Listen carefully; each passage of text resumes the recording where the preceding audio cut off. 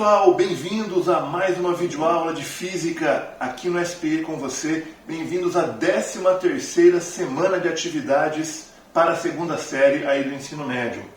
Bom, nós já estamos trabalhando, desde as últimas semanas aí com o calor, aquela grandeza que nós diferenciamos ali da temperatura. Então já vimos o calor sensível, já falamos também sobre o calor latente, sobre aquela questão das mudanças de estado físico, Nós vimos ali alguns casos diferentes, como a água, por exemplo, aquelas curvas de fusão, a curva de sublimação, nós vimos tudo isso até as nossas aulas anteriores, até a semana passada, a semana 12, Para iniciarmos esta semana 13 de atividades, nós vamos continuar aí nessa ideia do calor, falando sobre as trocas de calor, ou os princípios que estão ali envolvidos quando nós lidamos com trocas de calor. O que significa isso, trocar calor? É mais ou menos a ideia de pegarmos uma caixa de isopor, por exemplo, colocarmos ali objetos com temperaturas diferentes, Por exemplo, coloca gelo, coloca ali garrafa de água, refrigerante. Quando você fecha aquele recipiente, nós consideraremos aqui, em situações ideais, para estudar as trocas de calor, vamos considerar que não há nenhum tipo de perda de energia para o ambiente, para o meio externo, Então não há interferência de energia ali, de calor. Então nós colocamos, por exemplo, lá uma garrafa de refrigerante a uma temperatura de 25 graus Celsius e colocamos o gelo ali dentro a uma temperatura de menos 8 graus Celsius, por exemplo. Então o que vai acontecer ali? Aqueles corpos, aquelas substâncias ali, aqueles objetos, eles vão trocar calor entre si, porque nós não teremos influência do meio externo. Então não interessa quantos graus está a temperatura externa. Ali dentro nós temos um sistema completamente isolado. Então aí eu pergunto para vocês, quem perde e quem ganha calor? Como que vai ficar essas trocas? É claro que em termos de energia, quem tem maior agitação das moléculas é ali a garrafa de refrigerante, por exemplo, o líquido ali, porque nós temos uma temperatura maior. Então o grau de agitação das moléculas é maior. Então, quem tem mais energia térmica, vamos por assim dizer, o refrigerante, a garrafa que está ali, mais energia do que o gelo. Então, haverá uma troca de energia. Quem perde energia, vamos usar essa palavrinha perder, A gente sabe que ali vai acontecer troca. Então, quem perde, o refrigerante, quem ganha, o gelo. Como não há nenhum tipo de perda de energia para o ambiente, então nós temos a troca acontecendo só ali dentro. Então, se o refrigerante perde, por exemplo, 1000 calorias, obviamente o gelo ganha essas 1000 calorias, tá bom? Então nós podemos dizer o seguinte, Dentro aqui de um recipiente completamente isolado do meio externo, nós temos dois corpos, coloquei aqui corpo A e corpo B, a temperatura do A é maior que a temperatura do B, tá? Então, por isso que há uma troca de calor, há uma passagem de energia térmica do corpo mais quente para o corpo mais frio. Então, ali dentro, matematicamente, o que acontece com aquele calor? Nós usamos este símbolo, que é o somatório. Então, se eu somar o calor de todo mundo ali dentro, uma soma algébrica desse calor, isso tem que dar o quê? Tem que dar zero. Quando eu digo soma algébrica, a gente tem que considerar o sinal, Quem perde, negativo, quem ganha, quem recebe, positivo. Por isso que nós dizemos que o somatório, a soma algébrica da quantidade de calor ali dentro é zero. Tá? Então o calor perdido mais o calor recebido, isso tudo quando eu junto tem que dar zero. Por quê? Justamente porque é um recipiente isolado do meio externo. Tá legal? Agora, será que isso realmente acontece no cotidiano, aí no nosso dia a dia? Esse recipiente 100% isolado, ele existe? Não, ele não existe. Então você, mas por que estudar uma coisa que não existe? Você pode estar aí se perguntando. Mas quando nós estudamos em mecânica, por exemplo, superfície sem atrito, né? Nós estudamos lá os efeitos ali da velocidade, do movimento dos corpos em superfícies perfeitamente lisas. A gente sabe que esse tipo de superfície não existe, né, na Terra. Nós também sabemos que não existe um local onde não haja a ausência, onde não haja resistência do ar, né? Vácuo perfeito aqui na Terra. Não existe isso, tá bom? Mas por que nós estudamos? Nós estudamos essas situações ideais para entender o comportamento dos corpos, das substâncias, e depois fica mais simples estudar situações reais. Tá legal? Então é por isso, tá bom? Não é nenhum tipo de loucura da física, mas isso tem um porquê. Então nós consideraremos os recipientes ideais e quando for necessário, nós iremos estudar as situações reais. Para isso, por exemplo, em experimentos de laboratório, né, que claro é uma situação real, nós temos os chamados calorímetros, que são esses recipientes onde nós vamos colocar ali os objetos, as substâncias ali dentro, para que haja a troca de calor entre elas. Só que é claro, neste caso nós iremos considerar, por exemplo, a troca de calor com o calorímetro. Tá? No caso inicial, no caso ideal, nós desconsideramos tanto a troca de calor com o meio externo, quanto a influência que o próprio calorímetro, o próprio recipiente, possa causar naquela troca.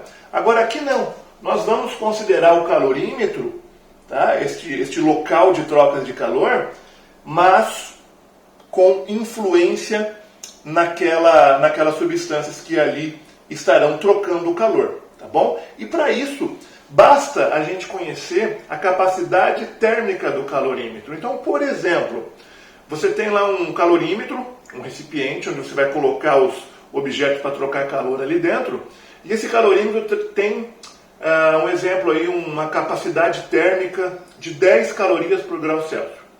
E você percebeu que naquele sistema todo, ele diminuiu a sua temperatura em 25 graus Celsius. Então você pode dizer que a capacidade térmica de 10 vezes ali a variação de temperatura, né? 10 vezes 25, eu teria 250 calorias. Então aquele calorímetro cedeu para o sistema 250 calorias.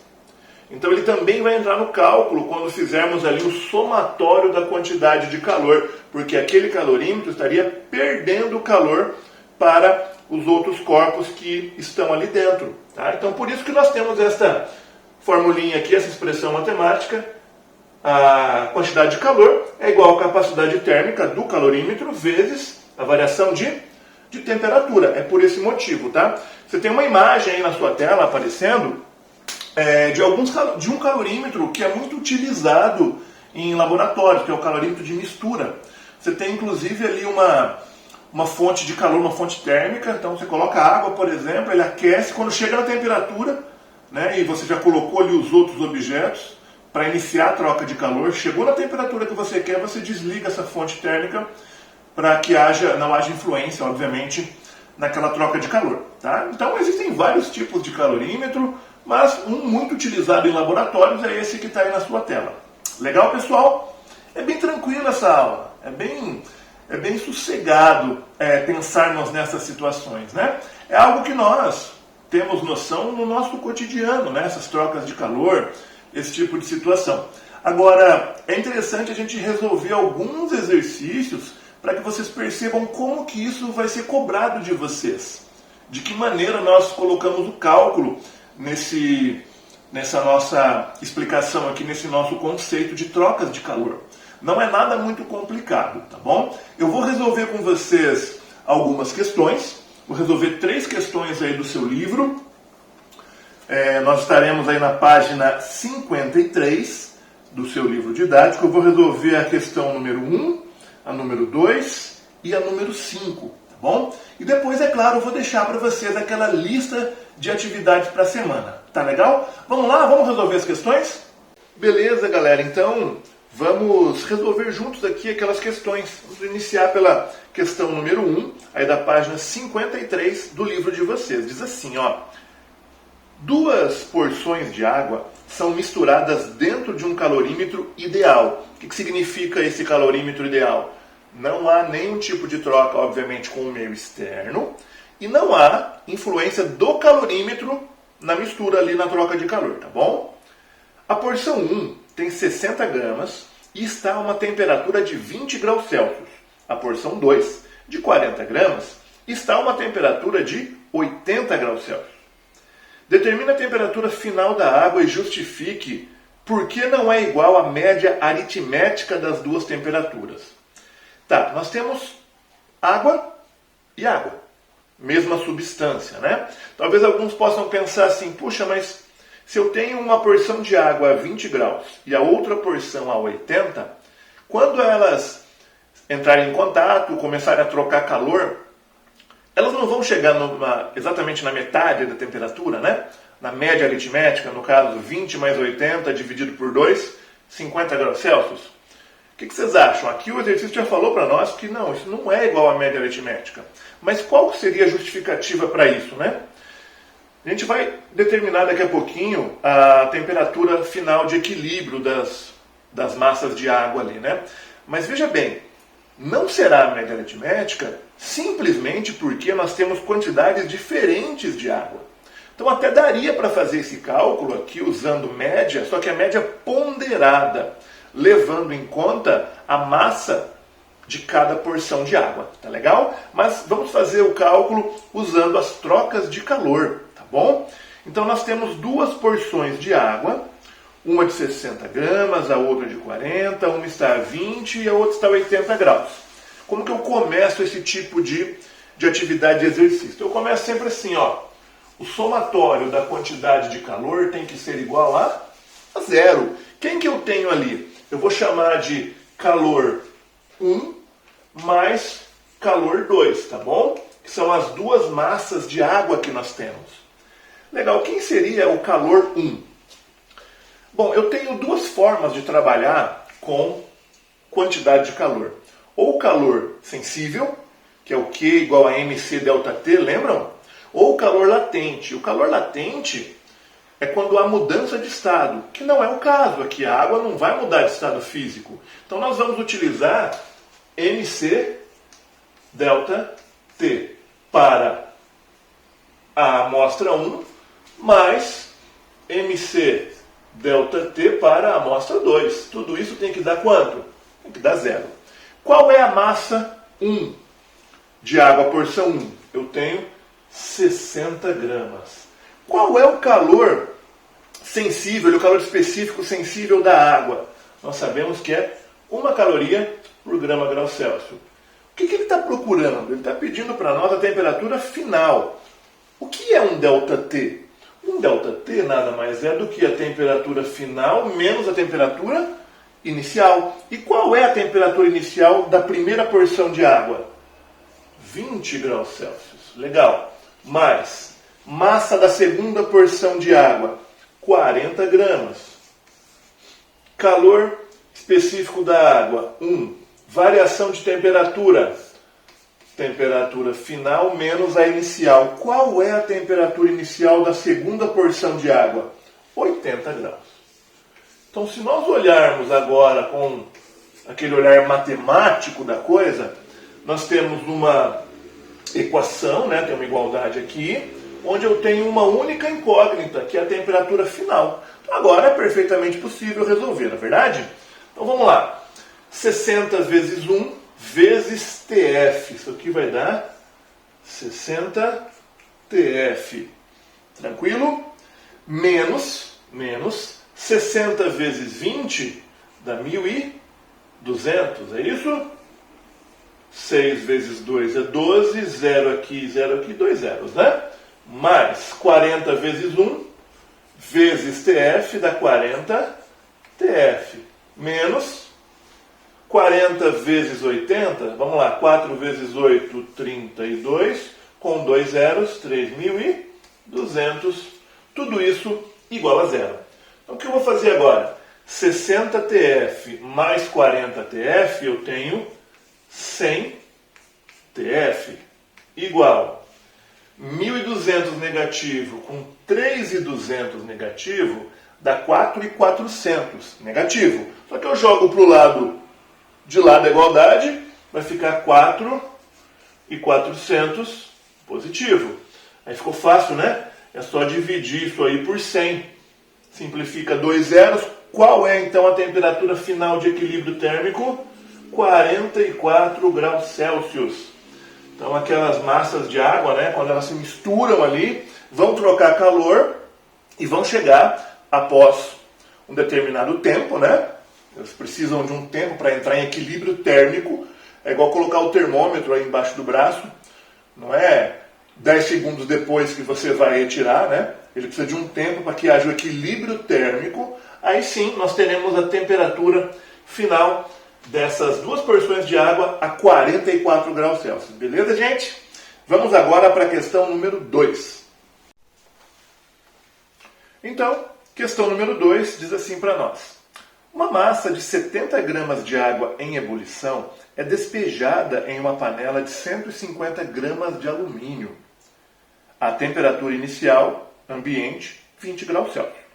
Desprezando trocas de calor com o ambiente, qual é a temperatura final do sistema? Então é quase que a mesma coisa da questão número 1, só que agora eu não tenho só água envolvida, eu tenho alumínio também, né? Então vamos começar esse nosso exercício sempre da mesma maneira. Somatório da quantidade de calor é igual a 0. Aí você vai pensar, quem está envolvido nesta brincadeira toda? Nós temos a quantidade de calor da água, vou colocar aqui, ó, da água, mais a quantidade de calor de quem? Do alumínio. Tudo isso igual a 0. Tem mais alguém envolvido? Não. Ele falou que é para desprezar a troca de calor com o ambiente, né? Muito bem. Ele disse para nós que a água estará em ebulição, tá?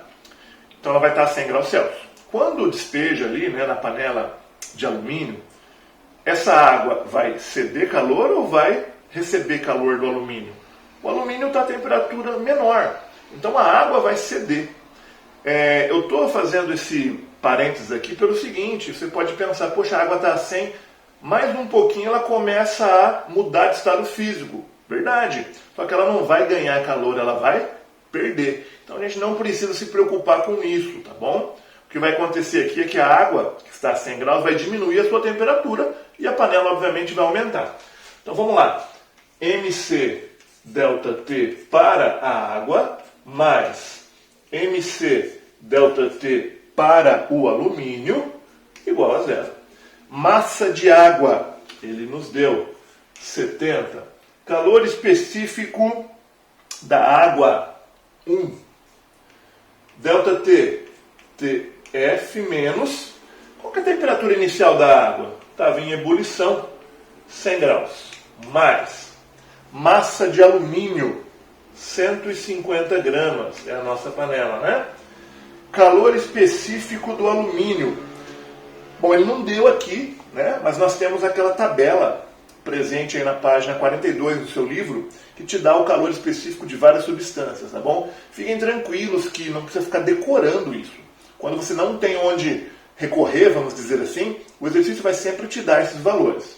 No caso, o calor específico do alumínio é 0,2. ΔT, temperatura final menos a inicial. Qual que era a inicial do alumínio? 20, né? Igual a 0. Então agora é o mesmo caso, né? 70 vezes 1 vezes TF vai dar quanto? 70 TF menos 70 vezes 1 vezes 100, 7.000, né? 7.000. Mais 150 vezes 0,2 vezes TF, quanto que vai dar isso, pessoal? Vai dar 30 TF menos 150 vezes 0,2, que é 30, vezes 20, 600, né? Igual a 0. Então agora vamos somar as criaturas semelhantes aí, né?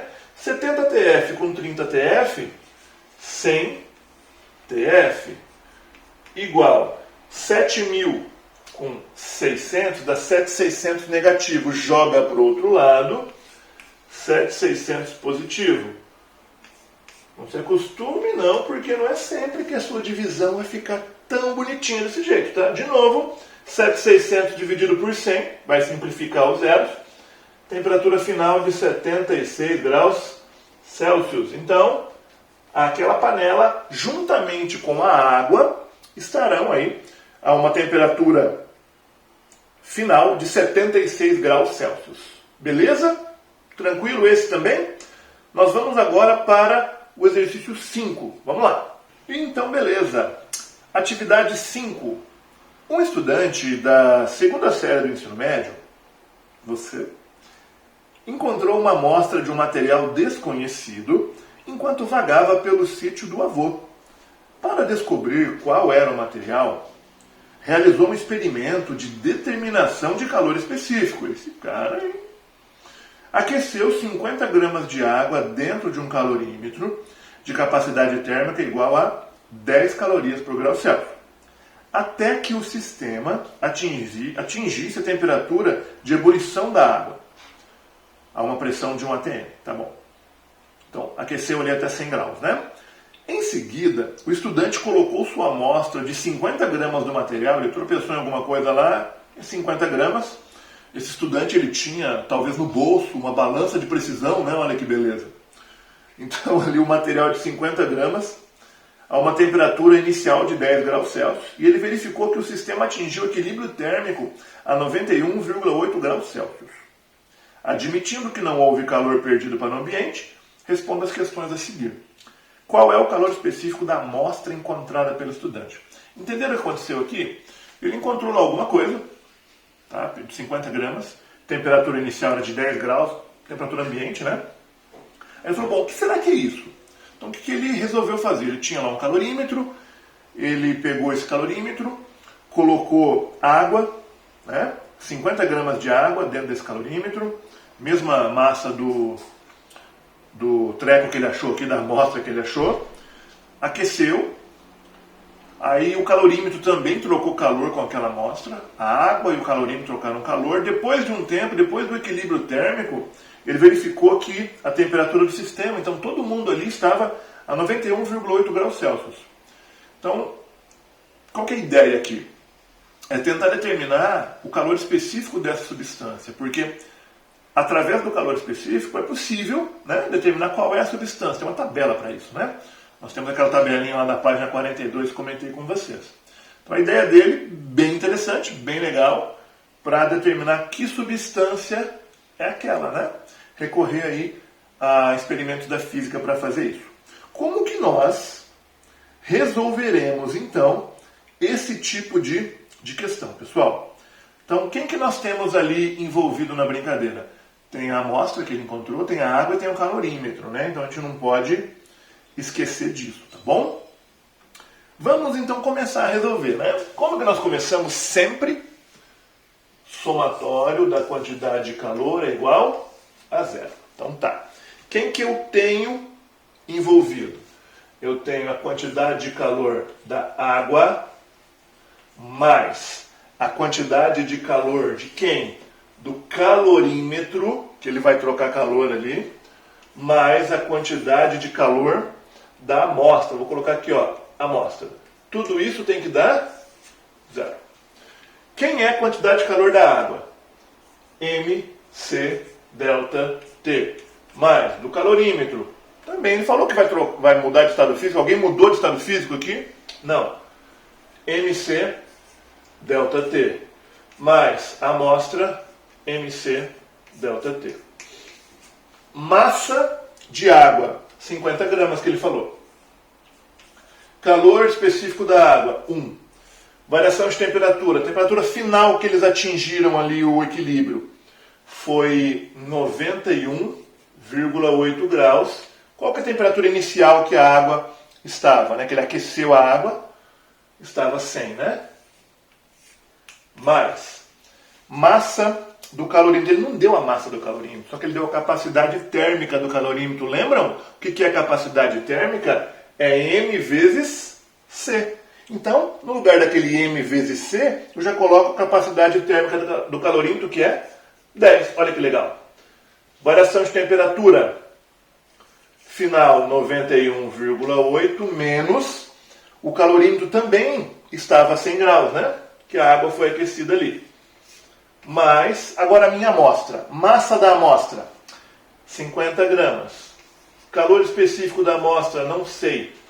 ΔT, a temperatura final, 91,8, menos a inicial, que era de 10 graus. Tudo isso igual a zero. Olha que beleza. Opa, eu aqui, não mais. Voltei, sai. Então vamos voltar aqui para este nosso enquadramento da câmera, né? Muito bem. Agora, se você olhar para esta expressão matemática, parece algo bem grande, bem difícil de fazer, só que, na verdade, eu tenho aqui apenas uma incógnita, né? Que é o calor específico da minha amostra, justamente aquilo que o exercício aí pediu para você fazer. Então vamos fazer esses cálculos aqui, pessoal. Então, ó, 91,8 menos 100 vezes 50, né? Isso aqui vai dar negativo, né? Menos 410. Aqui a mesma coisa, negativo 82. Agora, usando aqui, né, o calor específico, 50 vezes C vezes 91,8 menos 10, isso aqui vai nos dar um valor de 4.090 C. Beleza? 4.090 C, né, vai ficar positivo aqui. Mais 4.090 vezes Czinho. Tudo isso tem que ser zero. Então aí a gente já sabe, né, como que funciona. Letrinha de um lado, número do outro, nós vamos encontrar que o calor específico da minha amostra é igual a 0,12 calorias por grama grau Celsius. Então tá aqui. Ele determinou o calor específico da amostra. 0,12 calorias por grama grau Celsius. Isso é muito importante para responder, por exemplo, a letra B, que diz assim, ó. Consulte no livro, aí na tabelinha da página 42 que vocês estão vendo, qual pode ser a substância encontrada pelo menino. Se a hipótese se confirmar, o que é possível afirmar sobre a sorte do estudante? Olha só. Pessoal, se você olhar a tabela, qual é a substância que tem um calor específico de 0,12? Diamante. Ah, mas que sortudinho, né? Ele encontrou uma pedra com 50 gramas de diamante. Bastante. Se nós colocarmos aí para quilates, né? Um quilate, que é a unidade de massa usada para pedras preciosas, né? Que a gente ouve bastante. Um quilate é 0,2 gramas. Então uma pedra com 50 gramas é uma pedra com 500 quilates de diamante. Diamante bruto, né? Isso aí pode chegar a um valor de mais ou menos aí $60.000 por quilate. Olha só, bastante, né? Bastante, hein? Então esse cara é sortudinho, viu? Bem sortudinho. Pessoal, então nós terminamos por aqui essas 3 questões que eu gostaria de resolver com você, né? Passamos aí por vários tipos de exercício, até determinação de calor específico de uma substância que a gente desconhece. E eu estou deixando para vocês aquelas questões da semana para vocês poderem resolver aí em casa, tá legal? Fiquem todos muito bem, aquele abraço e a gente se vê na próxima videoaula de Física aqui no SP com você. Tchau, pessoal!